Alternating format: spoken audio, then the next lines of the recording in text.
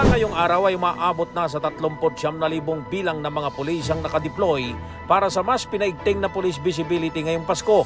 Ayon kay PNP Public Information Office Chief Police Colonel Jean Fajardo, kasunod pa rin ito ng full alert status na ipatutupad sa darating na Disyembre 15. Sa ngayon ay nilabas na rin ng PNP ang aabot sa 436 na mga police service dogs, kung saan 364 dito ay mga explosive detection dogs.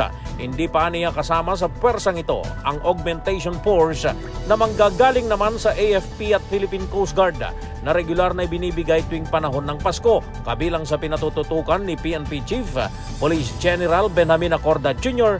ay ang mga matataong lugar gaya ng simbahan, major thoroughfares, transport terminals, mga mall at iba pang malimit puntahan ng publiko tuwing panahon ng Pasko.